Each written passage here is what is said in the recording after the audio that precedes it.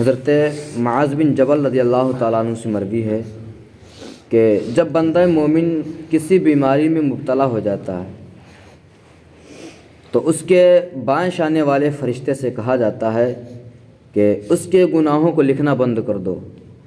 دائیں شانے والے سے کہا جاتا ہے کہ اس کے نامہ اعمال میں وہ بہترین نیکیاں لکھو جو اس سے سرزد ہوئی ہیں۔ مروی ہے کہ جب کوئی بندہ بیمار ہو جاتا ہے تو اللہ تعالیٰ اس کی طرف 2 فرشتے بھیجتا ہے کہ جا کر دیکھو میرا بندہ کیا کہتا ہے۔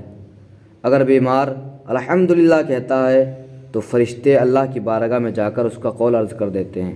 ارشاد الہی ہوتا ہے اگر میں نے اس بندے کو اس بیماری میں موت دے دی تو اسے جنت میں داخل کروں گا، سبحان اللہ۔ اور اگر اسے صحت عطا کی تو اسے پہلے سے بھی بہتر پرورش کرنے والا گوشت اور خون دوں گا اور اس کے گناہوں کو معاف فرما دوں گا، سبحان اللہ۔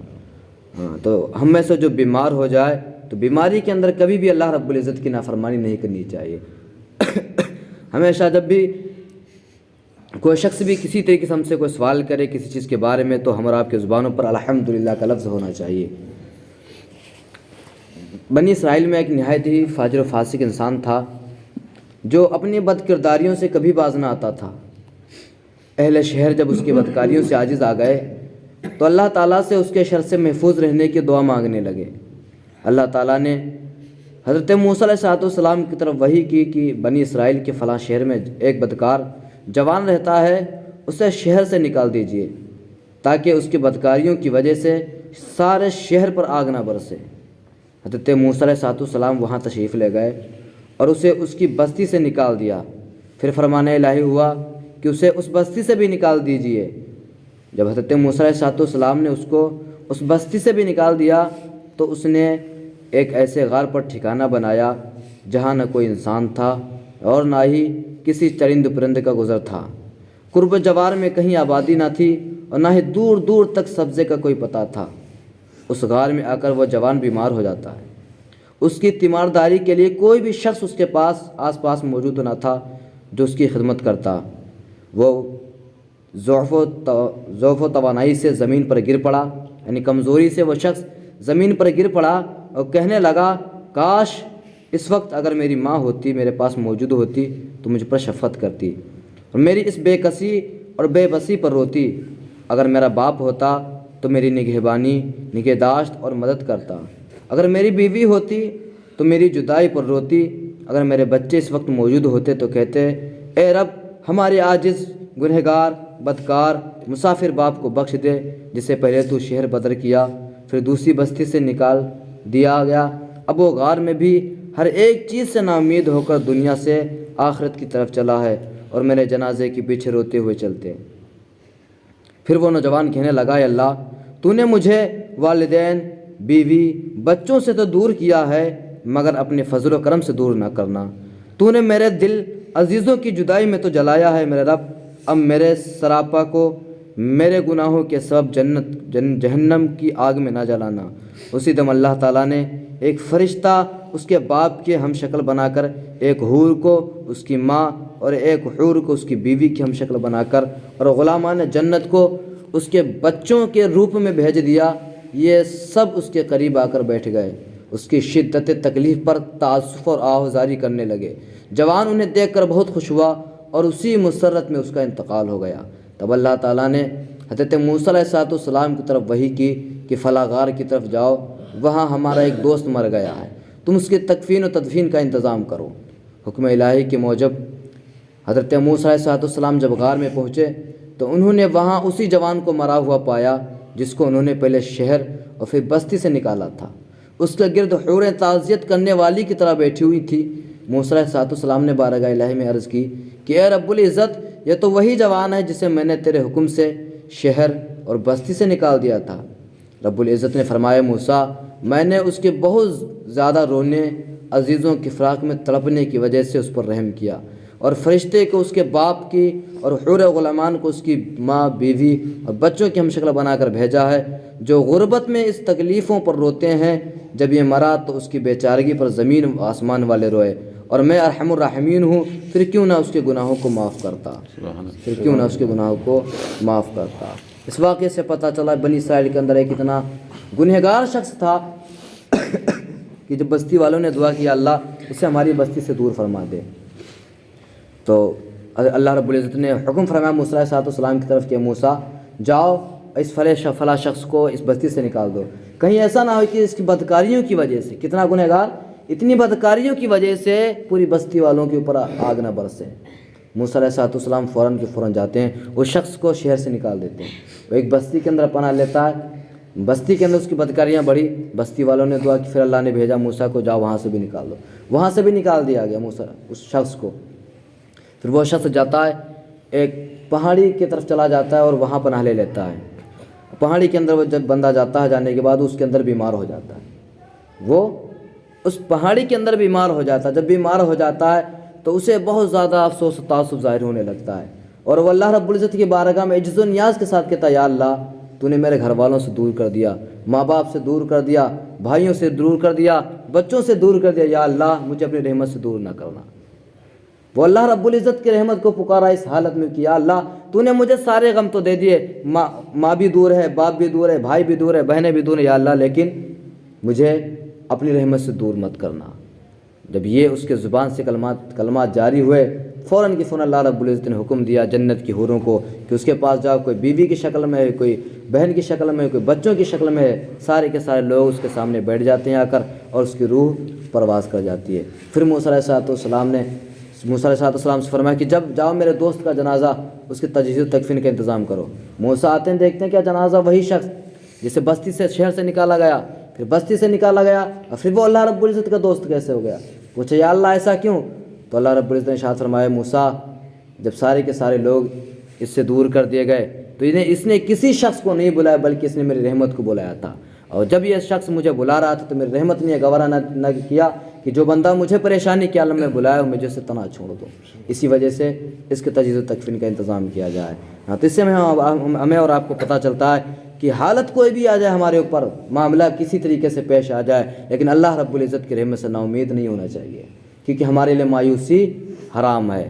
لا تقنطوا من رحمت اللہ کی رحمت سے کبھی بھی نا امید مت ہو۔ جب کسی مسافر پر نزع کا عالم طاری ہوتا ہے تو اللہ تعالیٰ فرشتوں سے فرماتا ہے یہ بیچارہ مسافر ہے، اپنے اہل و عیال اور والدین وغیرہ کو چھوڑ چکا ہے، جب یہ مرے گا تو اس پر کوئی تعسف کرنے والا بھی نہ ہوگا۔ تب اللہ تعالیٰ فرشتوں کو اس کے والدین، اولاد، خوش و اقارب کی شکل میں بھیجتا ہے۔ جب وہ انہیں اپنے قریب دیکھتا ہے تو ان کو اپنے خوش و اقارب سمجھ کر حد درجے مسرور ہوتا ہے، اور اسی مسرت میں اس کی روح پرواز کر جاتی ہے۔ پھر وہ فرشتے پریشان حال ہو کر اس کے جنازے کے پیچھے پیچھے چلتے ہیں اور قیامت تک اس کی مغفرت کی دعا کرتے رہتے ہیں۔ سبحان اللہ، فرمان الہی ہے اللہ لطیف بعبادہ، اللہ اپنے بندوں پر بہت زیادہ مہربان ہے۔ ابن عطا رحمۃ اللہ علیہ کہتے ہیں انسان کا صدق و کذب اس کی مصیبت اور شادمانی کے وقت ظاہر ہو جاتا ہے۔ انسان کا صدق و کذب اس کی مصیبت اور شادمانی کے وقت ظاہر ہو جاتا ہے۔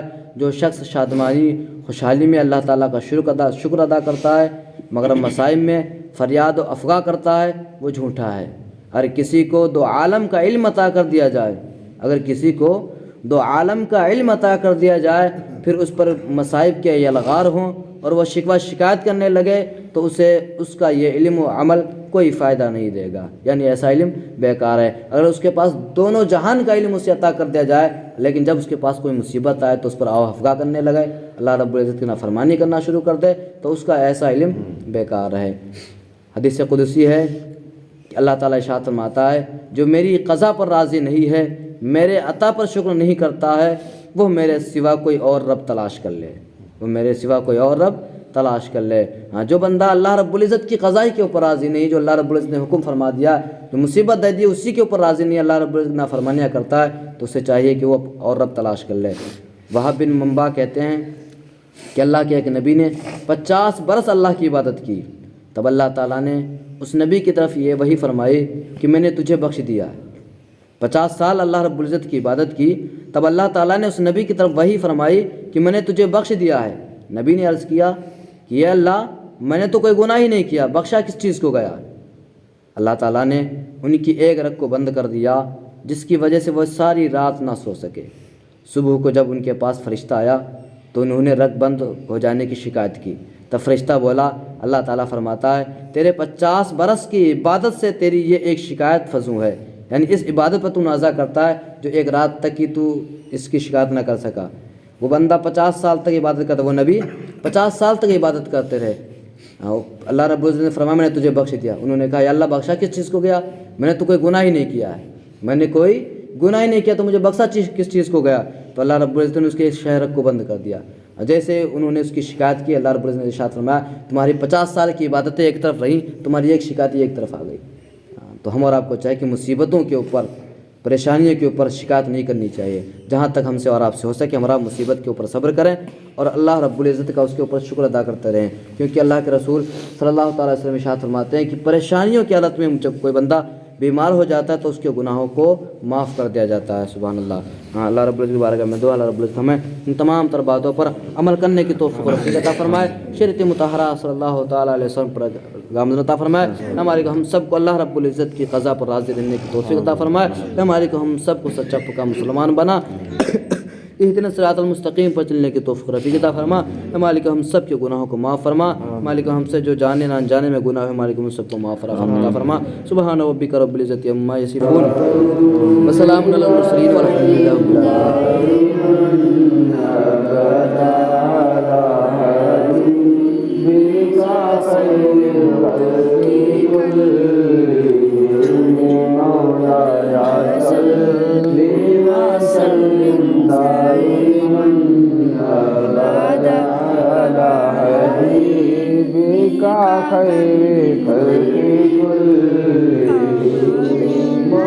محمد سید الكونين والثقلين، محمد سید الكونين والثقلين، الفريق خير نروى من ندم، الفريق خير من عرب ومن ندم، مولاي صل وسلم دائما ابدا على حبيبك خير الخلق كلهم، نبينا الامرون الناهي فلا احد، نبينا الامرون الناهي فلا احد أبر في قولي لا منه ولا نعم، أبر في قولي لا منه ولا نعم، مولاي صل وسلم دائما أبدا على حبيبك خير خلق كلهم، هو الحبيب الذي ترجى شفاعته، هو الحبيب الذي ترجى شفاعته، لكل حول من الأحوال مقترب، مولاي صل وسلم دائما أبدا على حبيبك خير الخلق كلهم، يا أكرم الخلق ما لمن ألوذ به، يا أكرم الخلق ما لمن ألوذ به، سواك لا حلول الحادث إلا مولاي صل وسلم دائما أبدا على حبيبك خير الخلق كلهم، يا ربي بالمصطفى بلغ مقاصدنا، يا ربي بالمصطفى بلغ مقاصدنا، واغفر لنا ما مضى واسع الكرم، مولاي صل وسلم دائما أبدا على حبيبك خير الخلق كلهم.